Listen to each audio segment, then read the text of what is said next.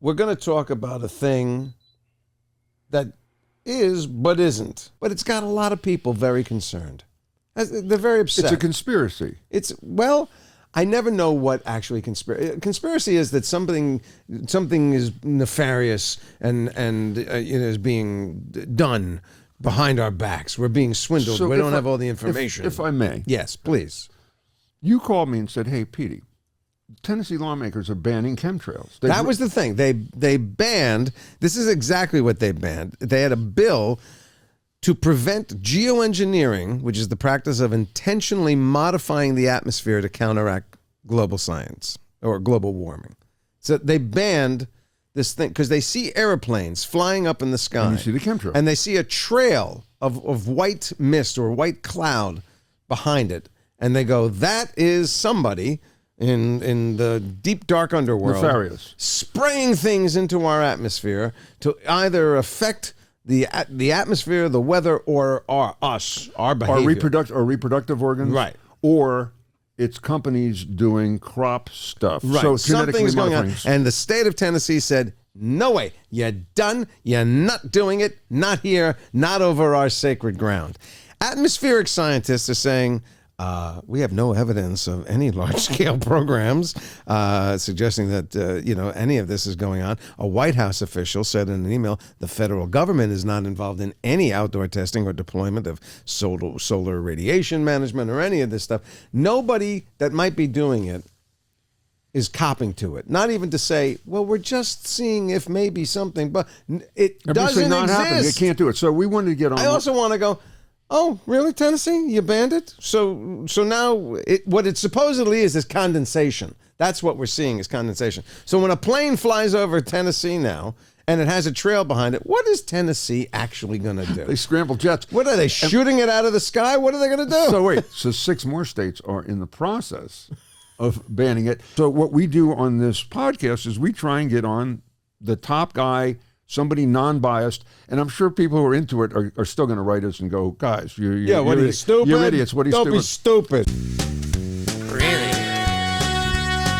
No, really? Really? No, really? Really? All right, go ahead, Peter. Bring us in. So Dr. Joshua Horton has joined us. We had set up the premise of chemtrails and that states are starting to ban chemtrails. Tennessee was the first. There are 6 other states that I've noticed are on board for this. Kentucky, Minnesota, New Hampshire, Pennsylvania, Rhode Island, South Dakota have reportedly introduced similar legislation. And I thought, and we don't want to be cavalier about it, but I thought the chemtrail thing, I gave some of the origin, was debunked, that it was vapor, et cetera. But we want to have somebody on who knows what they're talking about tell us why this continues and why you think this legislation is happening now. Well, it's a classic conspiracy theory, chemtrails. And exactly what chemtrails are or are considered to be, it depends who you ask. There's a long history here. So you talked about the idea of contrails, which are a real thing, which we can see when airplanes fly. For many years now, there were claims that those were actually chemtrails, not contrails, and what those chemicals were doing. So a wide variety of claims. It's from weather modification, which is pretty, benign, like trying to enhance rainfall, to mind control, to mass sterilization. Since the time that the chemtrail conspiracy kind of got rolling, geoengineering sort of came into the mix separately, which is what I work on, which isn't happening, but also would entail, if it ever were to happen, dispersing chemicals in the atmosphere, although upper atmosphere, not the troposphere. And so there's been this sort of melding of chemtrails and weather modification claims with geoengineering, which is a very controversial field. And if you look at the claims or try to figure out what's being asserted, it's very messy. It's never clear cut. I think if you ask people, they'll give you a bunch of different answers. It's chemtrails do not exist. I think most of us accept that, but not all of us. So they've been debunked in that sense, certainly scientifically, and yet people believe they exist and they believe they do certain things, and they never can quite tell you who's doing it, why they're doing it, what effect it's having. but they believe this, and it's persistent, and now it's sort of showing up in legislation and things like what you're talking about, these statewide bans in Tennessee, maybe elsewhere. And if you look at sort of the bills that have been passed, you can sort of do an archaeology and find that the origins of these proposals were classic chemtrails ideas that sort of globbed onto conspiracy theories about geoengineering and sort of melted it all together. And now they just want to ban all this stuff, even though it never really exists. That's the best that I can do to explain it. It's a very difficult thing to pin down because it's conspiracy theory. It's ever shifting, ever changing. It's very flexible and adapts to the latest news that comes across the wires, and it's a difficult sort of thing to fully debunk in a way that's persuasive to those who really believe it, and that's the challenge. So can you just I think I know the answer, but I would rather hear it from you. So when we look up and we do see a sort of a plume of a trail behind an airplane, what are we actually seeing? So I'm not a physical scientist, but I have a pretty good grasp of this. This is basically, it's water vapor that's in the exhaust from engines on jet aircraft. When the water vapor exits the jets, it turns into ice crystals. It freezes, and you can see it. The white lines are just sort of frozen ice crystals that condensed from the water vapor that was contained in the exhaust from the jet engines. And within a few minutes, usually it goes away. Now that it can be longer or shorter depending on local atmospheric conditions. Right. But that's all it is. It's just ice, and there's really no just debate about that in terms of engineers, aviation experts, climate scientists, atmospheric chemists. This is sort of settled fact for all of those folks. And yet, that's not enough for some people who won't accept that as the answer. But that is, if you ask me, and you ask, I would say virtually all scientists, but really all scientists, they will tell you that's what that is. Yeah. Jason had an interesting question about that, though. So you're in Tennessee. This bill about something that doesn't exist, let's say, is now passed. And we see contrails, chemtrails. What are the What are you going to do? Shoot the plane out of the sky? So they made a ban. So now what happens? How do you enforce that?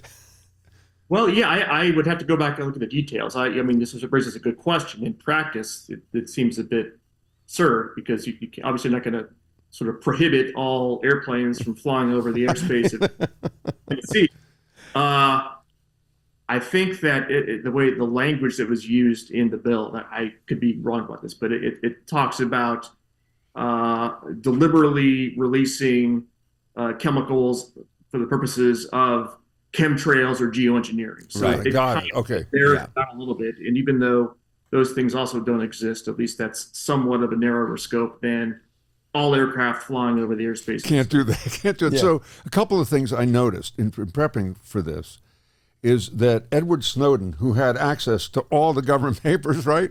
He basically came out in an interview, I don't know if it was on Rogan or where, and said, I've seen it all. I've looked at everything. I checked out the alien chemtrail thing. Nothing in there about aliens, nothing in there anywhere in the government papers that I saw about chemtrails. So that's number one. Yeah, he just doesn't know. Okay, he wasn't able to get to all those right, wrong papers. But I got to ask you, because it is what you do and it's what you're involved in with politics, geoengineering. In prepping to interview you, I became aware of the task of trying to release particles into the ionosphere, wherever you're releasing them, to do enough either help, damage, etc., that would make a difference is staggering. And if I'm correct, there is no geoengineering China may be doing something, or who knows who's doing what, that you're not privy to, but you're into the scientific community who would know if there's something going on, if anyone's doing it. And as of today, no one is doing it successfully or unsuccessfully. Is that correct? That's correct. Yeah. So there's different kinds of geoengineering, and the labels get confusing. But when people think about geoengineering, talk about it, what they tend to mean is this large-scale aircraft flying into the stratosphere to release sulfur or other particles that creates this thin haze you really wouldn't be able to see that would deflect some sunlight and cool the Earth, sort of like a giant, solar shield or something. Yeah, right. Temperatures. That is not happening. It just, there's no evidence for that.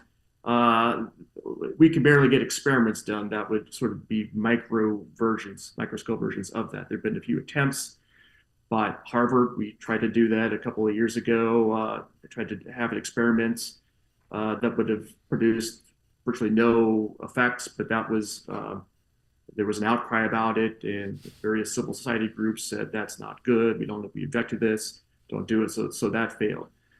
The one exception in terms of anybody doing anything like this is that there's another kind of geoengineering that's called marine cloud brightening, which is this idea that you would basically loft sea spray into low-lying marine clouds that would brighten the clouds, that would reflect more sunlight away from the earth. And in those areas and regions where you had done this, you could cool the local areas. This could work, and it actually is being sort of trialed in a very limited way in Australia over the Great Barrier Reef by legitimate scientists who are trying to see to what extent this could actually be engineered, how much brighter the clouds could be made to be, what effect that would actually have on, in this case, the reefs underneath the clouds, would it really sort of help to them to adapt to higher temperatures. But there's a it's 3 or 4 tests. It's very, very minimal stuff. And in terms of the big geoengineering, the stuff that you might hear about in Hollywood movies or elsewhere, that's not happening, and we're decades away from that happening. It could happen, and it probably could work. It would be very risky, a lot of unknown consequences, but we're pretty sure it would work in a very basic way in terms of dialing down the sun and reducing temperatures. Wow. But lots of controversies about that.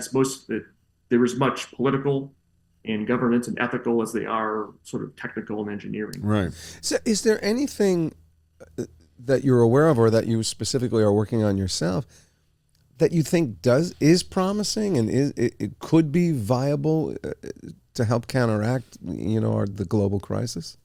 I think it's pretty clear. So this is a very narrow field. It's full of a bunch of nerds who look at this stuff. But if one is honest, looks at the growing amount of literature and the studies, especially computer models that sort of see what would happen if we did this, there's increasingly, I'd even say overwhelming evidence using computer models that a moderate amount of geoengineering, putting a moderate amount of, say, sulfur or some other particle up in the atmosphere, in the stratosphere, over the planet, it would certainly reduce global temperatures. And if you did a small amount, you could just just marginally reduce things. And it looks like if you did it intelligently in terms of where you released it, how quickly, how much, etc., it looks as though most parts, if not all parts of the world, would be better off under some geoengineering scenarios than they would be without doing geoengineering, but with climate change happening. Right. Now, there's a lot of, one could say you're playing God. You're who's setting the thermostat for the planet? Which country's doing that? How do we agree on where that's set? There are concerns about, if you talk about this stuff, is that provide an excuse not to cut CO2 emissions, and does it sort of give a green light to oil and gas companies to go full bore? These are all legitimate concerns, and it's very messy. But in terms of the technical dimensions of this, as I see it, it's pretty clear that some sort of moderate version of what has been discussed, if it were done, would benefit most places and most people and most ecosystems. With any projected potential hazards? The more you do, the more hazardous it becomes. The more you do, if you do any of it, any geoengineering, there's going to be perturbation. So there's going to be some effects, consequences for, say, regional precipitation, for regional temperatures, that compared to the way the world was 150 years ago would be problematic. Mm-hmm. But compared to where things are headed, which is really the proper comparison, it's sort of a risk scenario. Right. Compared to where things seem to be headed, it generally looks, again, as if you did a sort of a smart deployment, a moderate amount, that on balance, no place would be much worse off than it would have been without doing the geoengineering. And most places would be better off in terms of lower temperatures, more sort of stable precipitation patterns, fewer extreme weather events, including cyclones, floods, droughts, the usual set of things. Right. It's remarkable, actually. It's almost too good to be true. So watching doesn't it beg the question, why don't we give it a shot? Well, because what's the tipping point? Here's where I'm at. You don't have a lot of funding. I read that the funding is minimal. And I'm wondering in our society today, because you have all these tech giants now who are worth, where they used to be worth $1 billion, they're now worth $150 billion and approaching $1 trillion. And they're also quick fix guys. We're a quick fix society. Isn't there somebody somewhere who's going, screw this, like Jason just said, I'll throw $200 billion at this. Let's get approval and let's go for it. Or are the systems so negative as a pushback that you got to get such a buy-in from the public and an understanding from the public about what's going on, what we're seeing, what we're doing, that in itself is monumental? Well, a couple of things. So there are a handful of sort of cowboys out there. There's a couple of guys. I think they were based in, I think they're in Reno now, but these were guys from Silicon Valley. They have a company called Make Sunsets. And over the past year, they've been filling balloons with sulfur, releasing them, and then selling cooling credits to those who would buy these things, claiming that, well, one balloon delivered X amount of cooling. Now, that's ridiculous. It just physically... Is it working? Is the business working? It's not working. They don't think it's going to work, but they're in it for the shock value, and they've certainly made an impact. They've gotten lots of attention. They've gotten lots of pushback from those in sort of my community. Some of them people think it's great because they're just sort of sticking it to the system and saying, hey, we're going to just try something. It's probably not going to work, but we're going to get attention for this, generate enthusiasm. That's one case. There's also an Israeli company called, I think, Stardust. It's a brand new company it's shrouded in secrecy. And of course, one of the people who runs it was involved in the Israeli nuclear program. So it's got all the sort of which doesn't exist, by the way. I just want to have to put that out. And apparently this is a company that's got a lot of funding that has patented some sort of a delivery mechanism or a particle, and it intends to do some open air trials of this summer 2024. Now, I don't know how serious that is, but they have a website. There's talk about it. These are really fringe sort of actors in the scheme of things. Yeah. By and large, I think the views of the people who really work on this is that the scale of what's being contemplated in terms of really, in a sense, taking over some control of planetary climate and trying to manipulate it in a way that helps people and the planet, ideally, is obviously it's an issue of immense global public interest. Yeah, it's a public policy issue. So this should not be left to the market to deliver, to decide on. It shouldn't really be a commercial venture. Now, I could imagine in 10, 20 years' time, the U.S. and China decide to jointly do this and hire out the delivery to some contractors, to Boeing or whatever. That makes sense, but that wouldn't entail pursuing this to make money. That would sort of be using these as sort of companies that you contracted out to. They want to make money, but it's not. It's driven by public policy interests. In theory, I mean, many things are in theory, and it doesn't work out that way, obviously. But it ought to be a public enterprise, not a private enterprise. I think that's part of the mainstream view.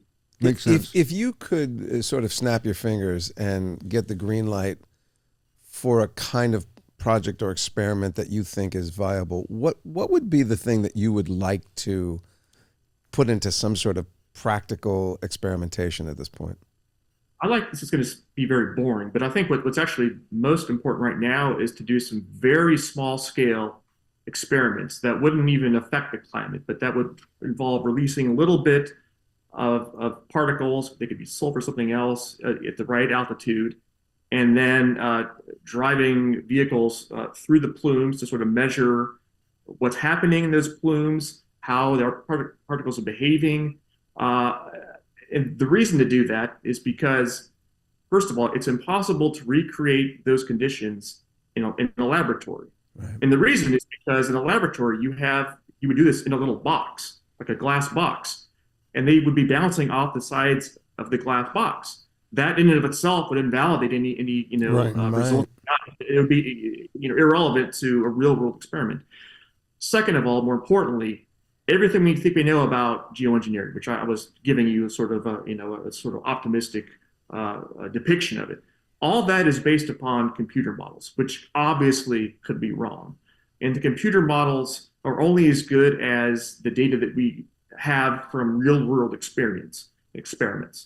And so you need to sort of parameterize those models with real world evidence. So we need to go see if sort of the algorithms we have in these models that we're using to sort of assume the behavior of certain kinds of particles and reactions with those particles is actually accurate, is what would happen in the real world. Right.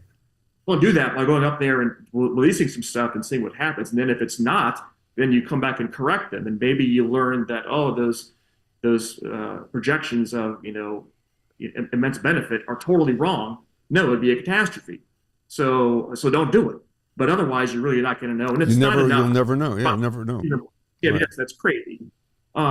So things like that, very small scale experiments. There've been a handful that have been sort of proposed. Harvard tried to do one. There've been a few others, but they just tend to get a lot of pushback. There are a handful of NGOs, environmental groups, and sort of anti-technology groups that are dead set against this idea for reasons that are legitimate. I mean, it's a controversial thing, but that oppose any kind of research and just bring the hammer down on any efforts to do even the most benign experiments with just negligible. Or hard to get done. I got last question, and then we got to run.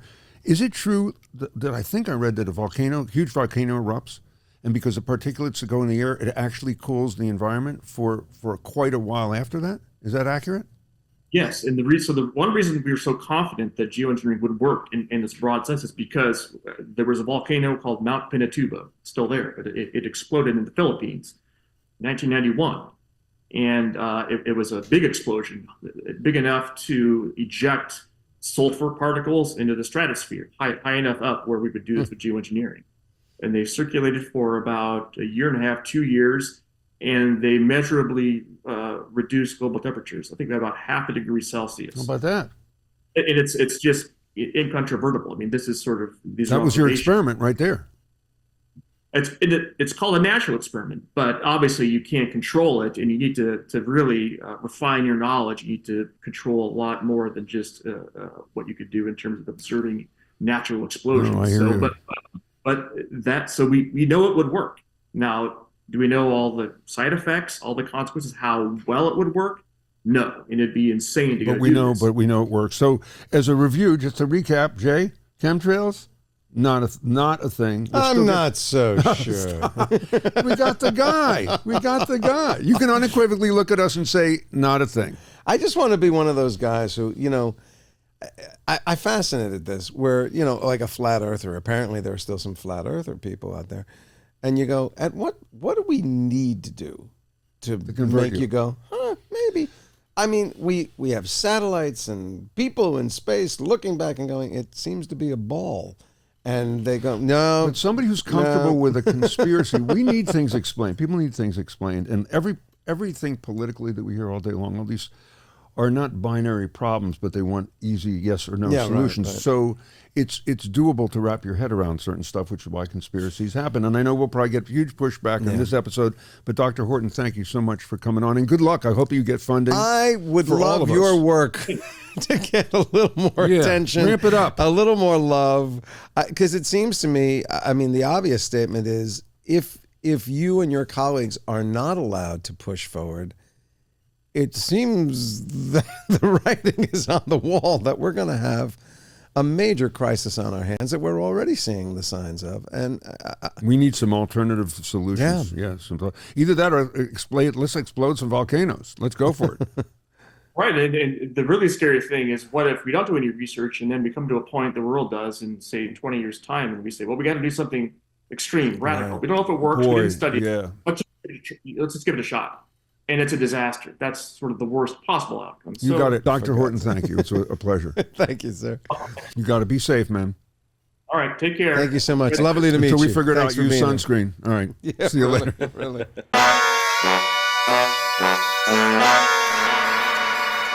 So very rarely, do we ask a question and get an answer. Even though, by the way, that was the format of the show initially. Yeah. Really, no, really. But that, well, as you say, there will be people, no matter what, who will hear this. And I understand. There is that I have feeling. a family that we're just member not who shall being remain told the nameless truth, who and, thought chemtrails, and I said, what the tank is, the explanation was, the reason they use water tanks, it was to simulate weight in a plane so that when a plane takes off, they can then shift the tanks and shift the weight to different sides of the plane so they can immediately figure out load. But that's not what it is. So he goes, so what is it? Right. And I go, so I got that from 18 sources. Yeah. Where are you getting your source? But they're always unnamed sources. I always want to say to people, you know what? If someone has information and they're telling the truth, if I know something, I can say, I will tell you, here's my source, here's my thing. These unnamed sources. We are idiots. You and I are idiots. We are idiots. We should Speak not for have, yourself, young man. We should not have called this podcast Really No Really. What should we have called it? Unnamed sources. Unnamed we interview every week sources. Unnamed sources in every category. There you go. What's your name? I can't say I'm an unnamed source, but here's what I know. Yeah, here's what I know. Unnamed sources. Tennessee has it right. Wow. Maybe Well, that's here's a named source that we can rely on. David Guggenheim.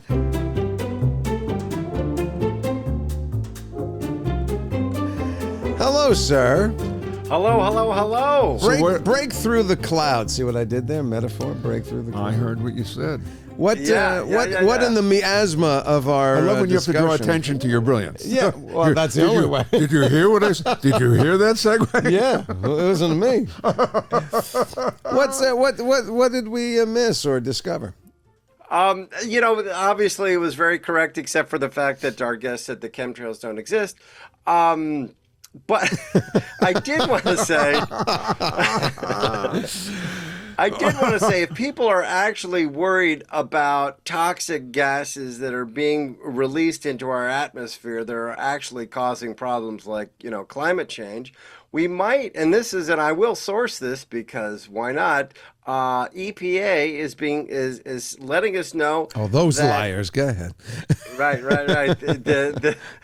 The incels or whatever they call the deep state, at the EPA. A single cow produces between 154 and 264 pounds of methane gas a year. Yeah. Okay. Now, not counting for emissions from any other livestock, we're just talking about cattle here worldwide. That's 1.5 billion cattle raised for meat production worldwide. So that releases 231 billion pounds of methane into the atmosphere per year. So if they could figure out a Mylanta or something from cows that would alleviate the gas. They did. I'll tell you what they tried to do, and I've actually seen this. And David, you can research this, and we can verify it. There was a company that was trying to get charcoal filters that would hang over a cow's tail, so that the farts would go through this charcoal filter and negate the fart. Right. Didn't quite work. Why does that sound like something I would come up with rather than we're going to hang? That's like in a car. Yeah. We're hanging this on your mirror. Yeah. We're hanging this on the cow's tail. We have charcoal undies for the cow. And the cow's going, is there charcoal covering my ass? What's going on back there? What's going back there? Does my ass look fat in the God, I can fart and not smell it anymore. What's happening here? David, was there anything else in your research that we have to worry about other than cows? Well, I'm just saying, I don't know if this is the exact thing that you're referring to, but Argentina's National Institute of Agriculture and Technology had came up with a backpack for cows Yeah. that would capture Yeah, the there you go. the Yeah. cow emissions. So And It's there you not go. quite what but And? yeah. Where are we with that? Oh, it's right there with the flying car, Peter. I'm just, Don't open that backpack! Don't open that backpack! Oh my God! Is it real? it actually looks like a jetpack on the back of a cow. Yeah, Sure. I mean, I think it doesn't. The cows are going to get the jetpacks. I'm still waiting. Yeah, The except cow. that the jetpack's strapped to your. Yeah. And by the way, it's negating the cow's natural jetpack, I Wow. might add. And you want me to produce milk, really, with this thing on my ass? David, thank you. Thank you, and please don't lactate for us. No, oh my Oh, God. you know what? I'm special. That's a very special episode of Yeah. Really, No, Really. All right. So, Chemtrails, nothing but chemtrails. Nothing I don't up think there. we've changed one person's mind who believes you know it. what's interesting? The average parachuter, given the methane problem, is probably contributing more to the problem of global warming than an They come out airplane's and you think condensation. they're farting the whole way down? I'd be crapping the whole way down. So let's stop the parachuting. You know what? The only vision I got when we're wrapping up here is chickens somehow watching this on YouTube going, whew.